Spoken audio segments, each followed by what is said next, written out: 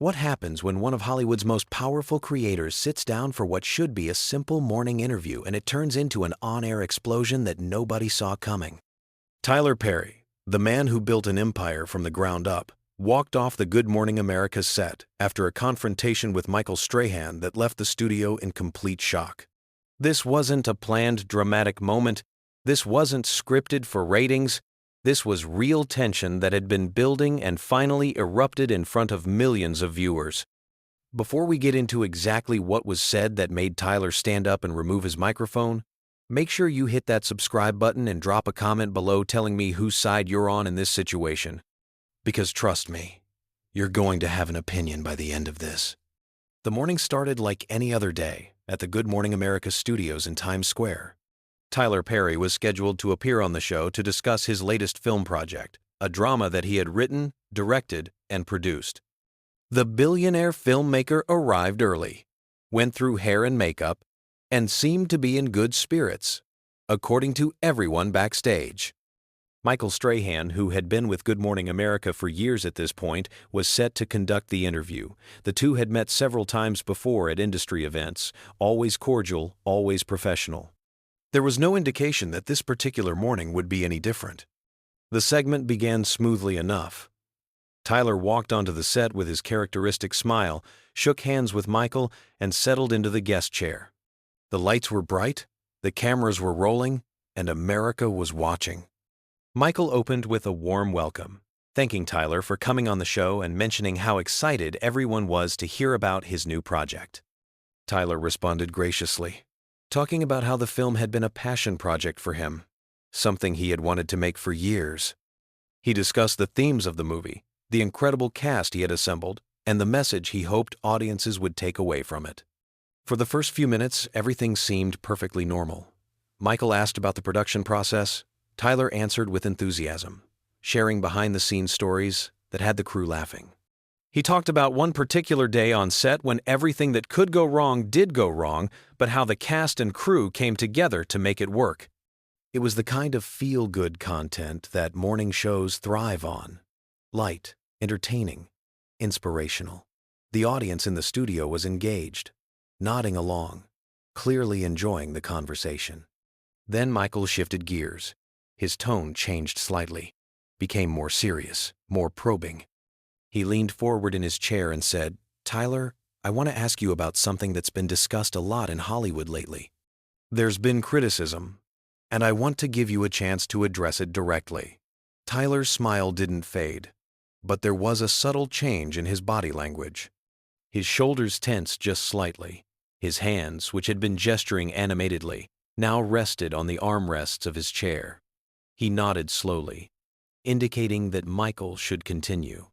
"You've been incredibly successful," Michael continued. "You've created opportunities. You've built studios. You've employed thousands of people. Nobody can take that away from you. But there are voices, particularly in the creative community, who say that your approach to filmmaking, the speed at which you produce content, the methods you use, they say it's hurting the industry. They say it's creating a standard that undervalues writers, that rushes the creative process. What do you say to those critics?" The question hung in the air for a moment. Tyler's expression remained neutral, but anyone watching closely could see the shift happening. He took a breath, and when he spoke, his voice was measured, but firm. "Michael, I've heard these criticisms before. I've heard them for years. And I understand where they come from. I really do. But here's what I want people to understand. When I started in this industry, nobody was creating content for the audiences I wanted to reach. Nobody was telling the stories I wanted to tell. I built what I built because I had to, because there was a void that needed to be filled." Michael nodded, but he wasn't backing down. "I hear that, and I respect that. But the criticism isn't about the stories you're telling. It's about how you're telling them.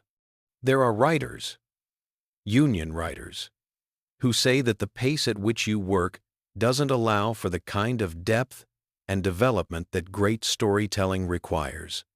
They say that you're setting a precedent that other studios are now following, and it's hurting everyone in the long run."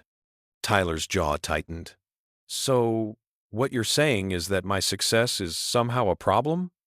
That because I've figured out a way to be efficient, to create content that millions of people want to watch, that makes me the bad guy?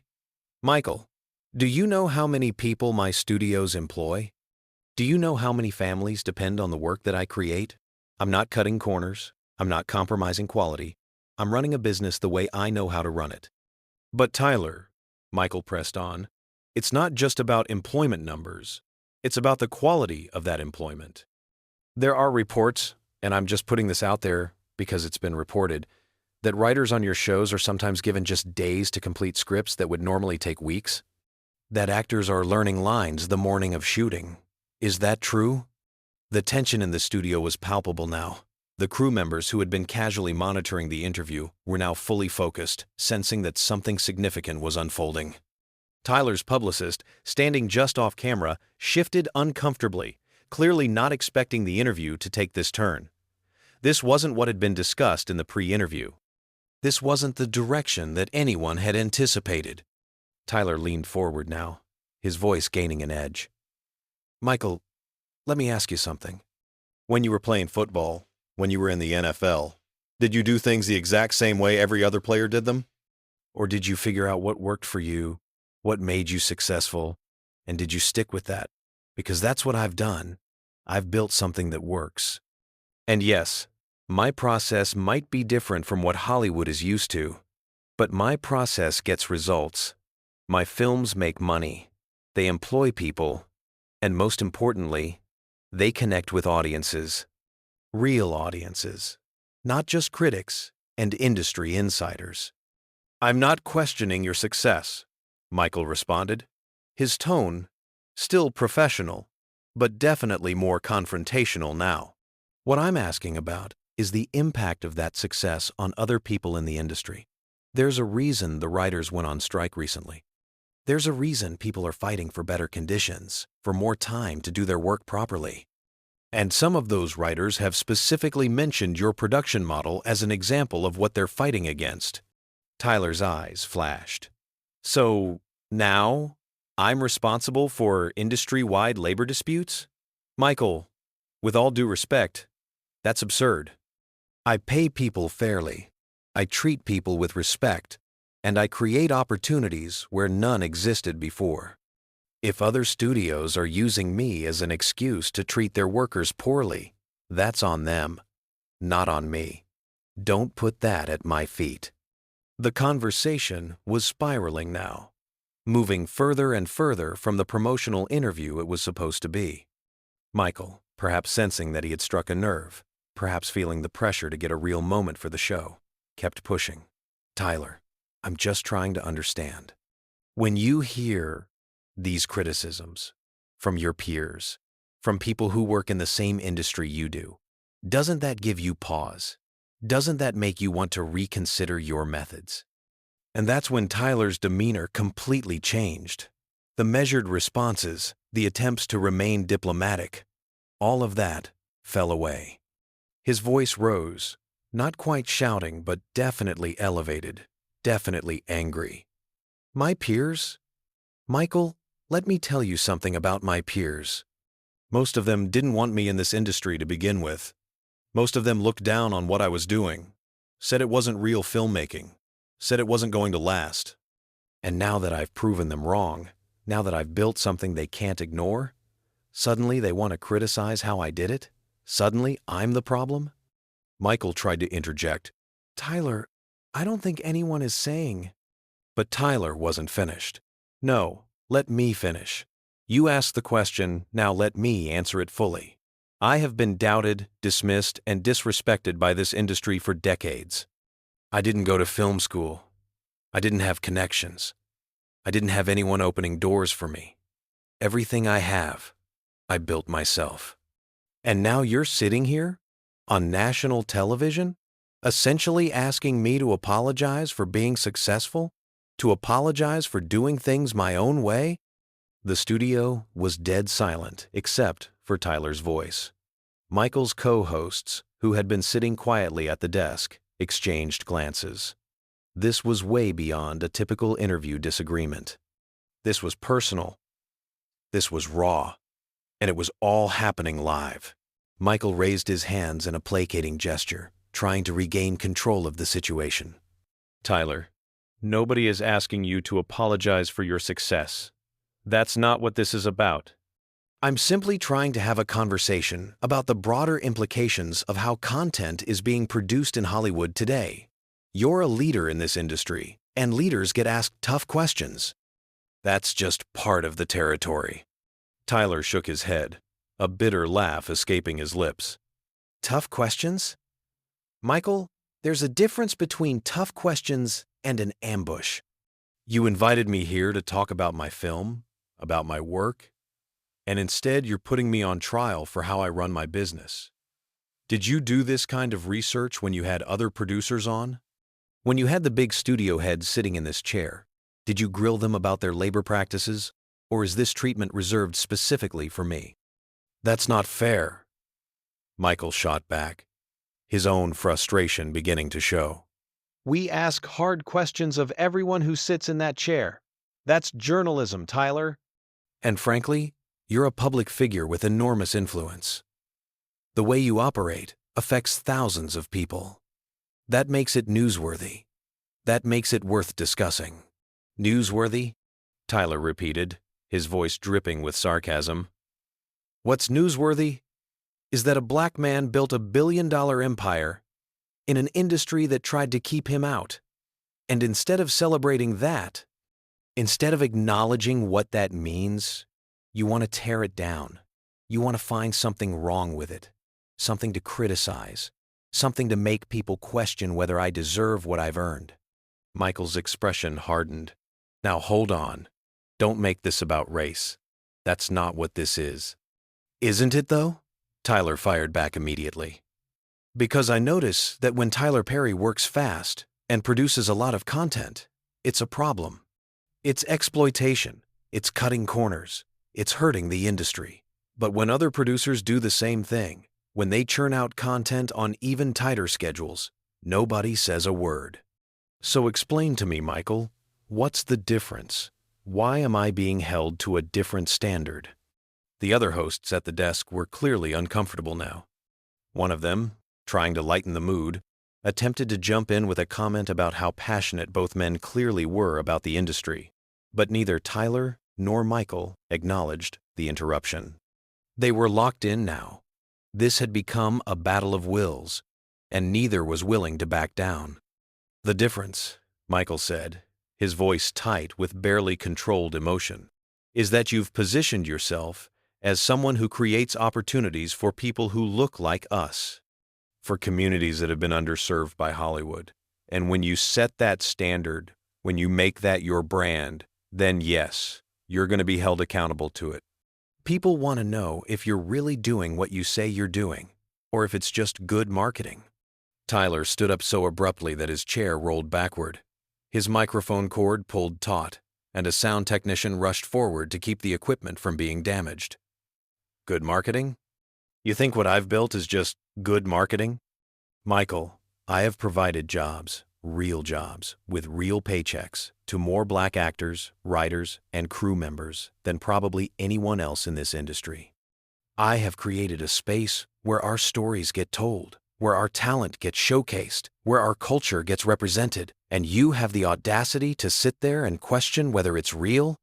Michael stood as well, not backing down despite Tyler's imposing presence. I'm not questioning your impact, Tyler. I'm questioning your methods. And I'm doing it because people in your own community, people who have worked for you, are the ones raising these concerns.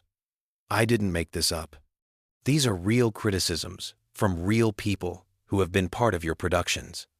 People who worked for me, Tyler said, his voice lowering to a dangerous calm that was somehow more intense than when he had been shouting. Let me tell you about people who worked for me. Some of them were grateful for the opportunity, grateful for the paycheck, grateful to be part of something, and some of them thought they knew better than me how to run my own company. Some of them wanted to work half the hours for twice the pay and act like they were doing me a favor by showing up. And when I didn't accommodate that, when I held them to professional standards, Suddenly I'm the villain. Suddenly I'm the one exploiting people. Professional standards or unrealistic expectations? Michael challenged. Because there's a difference between holding people accountable and burning them out. There's a difference between being efficient and being reckless with people's well-being. Tyler took a step toward Michael, and for a moment the tension in the studio reached a breaking point. Security personnel, who were always present but usually invisible, shifted slightly, ready to intervene if necessary. Tyler's publicist was frantically trying to get his attention from off-camera, making cutting motions with her hand, clearly wanting this to end. But Tyler was beyond caring about optics now, beyond caring about how this looked. Reckless with people's well-being? You want to talk about well-being, Michael? Let me tell you what's reckless. What's reckless is telling people that they can't make it unless they do things the Hollywood way. What's reckless is convincing talented people that they have to wait for permission, that they have to go through the proper channels, that they have to pay their dues to people who don't care about them. I showed people another way. I showed them that you can create your own path. You can build your own empire. You can succeed on your own terms. And for that, I'm supposed to feel guilty? Nobody is saying you should feel guilty for succeeding, Michael insisted, though his voice had lost some of its earlier certainty. But success doesn't exempt you from criticism. It doesn't mean you can't do better, can't treat people better, can't build something that's both successful and sustainable for everyone involved. Tyler's laugh was sharp and humorless. Sustainable? Michael, do you know what's not sustainable? Waiting around for Hollywood to give you a chance. Hoping that someday, maybe, if you're lucky and you know the right people, you might get to tell your story. That's not sustainable. That's a fantasy. What I built is real. It's tangible. It's put food on tables and roofs over heads. It's created generational wealth for people who never would have had that opportunity otherwise. And you're really going to stand there and lecture me about sustainability? I'm trying to have a conversation, Michael said, his own frustration evident now. I'm trying to understand your perspective while also acknowledging the legitimate concerns that have been raised. That's what dialogue is supposed to be. But you're treating this like an attack. Because it is an attack. Tyler's voice rose again. You didn't bring me here for a dialogue.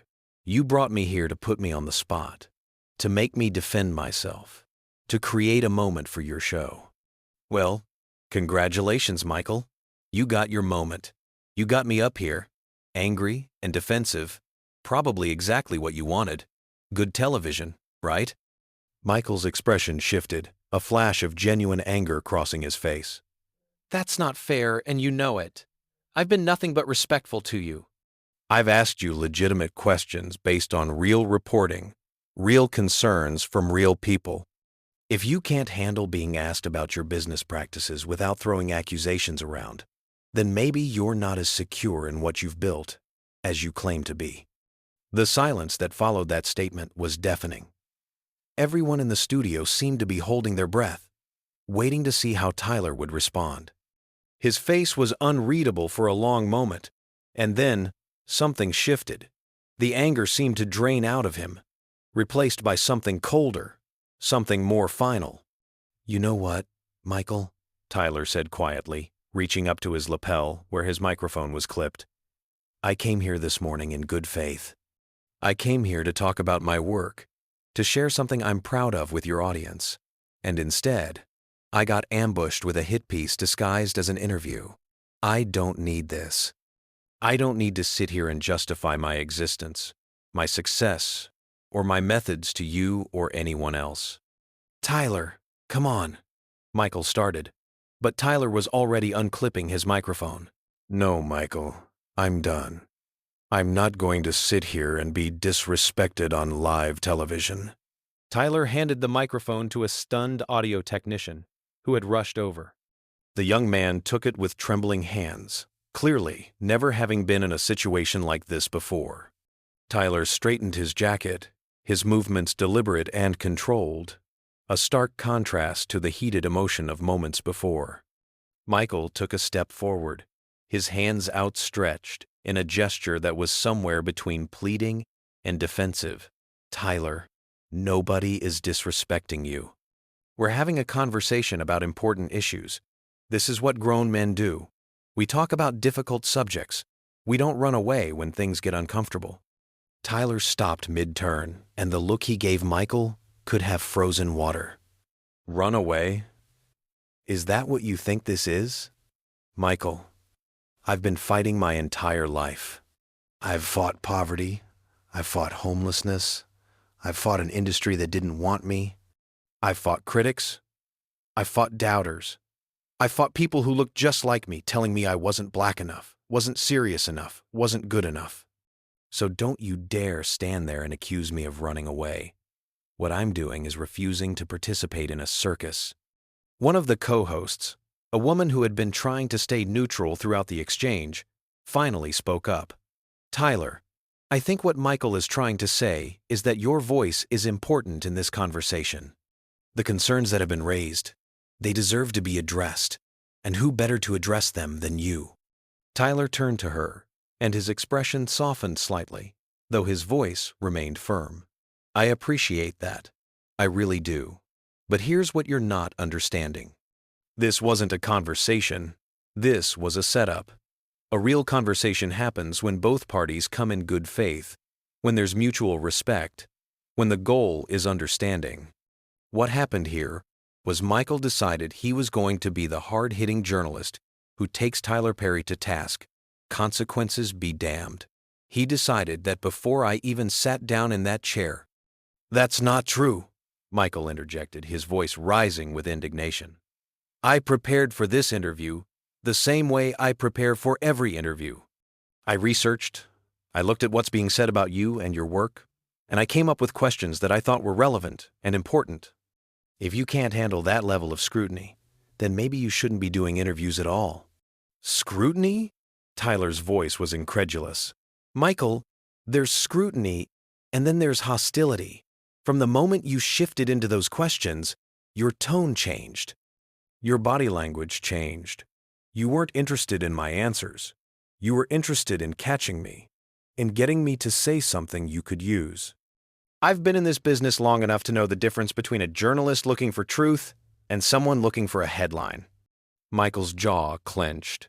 "You're being paranoid. I ask you straightforward questions about legitimate criticisms." "You're the one who made this personal, who started throwing around accusations about race and bias. I was trying to give you an opportunity to address these issues head on, and instead you're acting like I attacked you." "Because you did attack me." Tyler's voice boomed through the studio again. "Maybe you don't see it that way. Maybe in your mind you were just doing your job.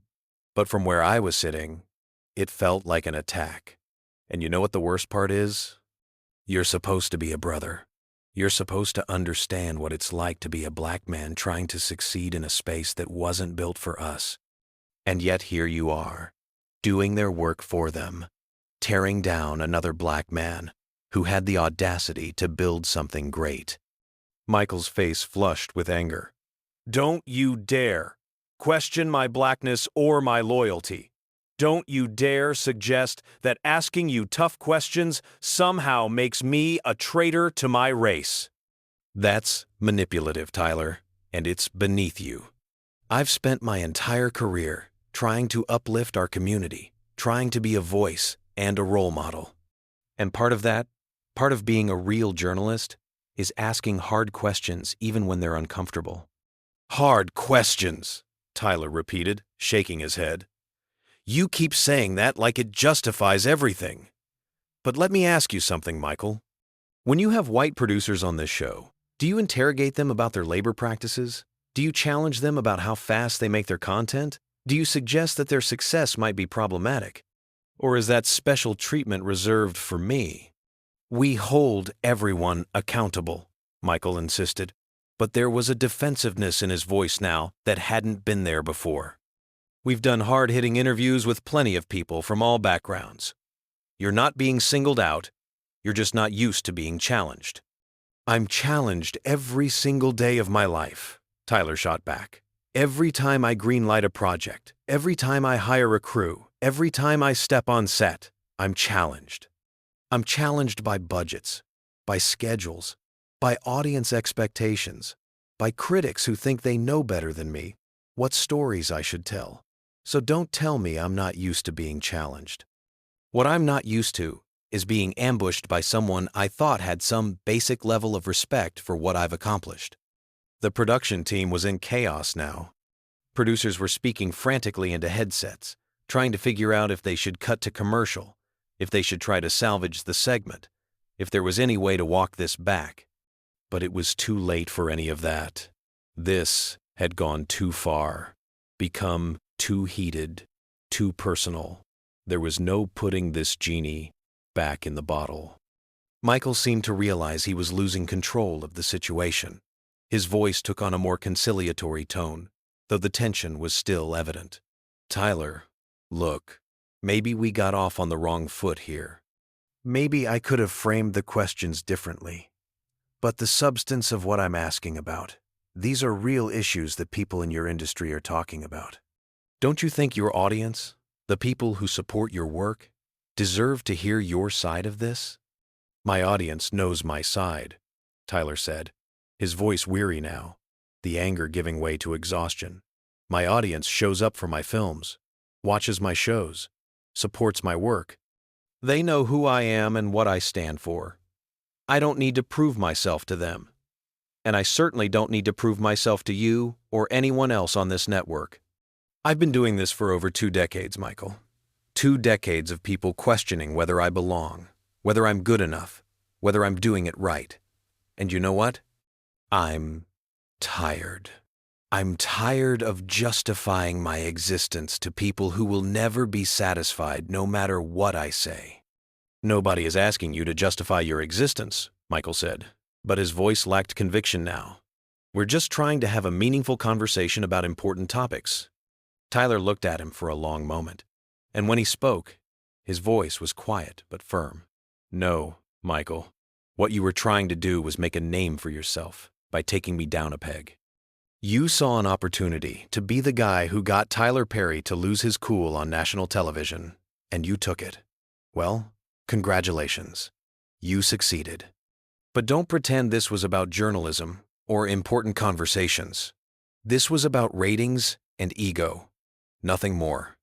The words hung in the air like an accusation, and Michael's face went through a series of emotions: anger, defensiveness, and maybe, just maybe, a flicker of guilt. But he rallied quickly, his voice hardening again. That's a hell of an accusation to make, Tyler. You're basically calling me a sellout, saying I compromised my integrity for ratings. That's not just insulting to me, it's insulting to everyone who works on this show. I'm calling it like I see it, Tyler replied evenly. And what I see is a man who forgot where he came from, who forgot what it's like to have people doubt you at every turn, who forgot that sometimes our job as successful black men is to lift each other up, not tear each other down, for the entertainment of people who don't look like us. Michael's fists clenched at his sides. I have never forgotten where I came from. Everything I do, every day, is informed by that.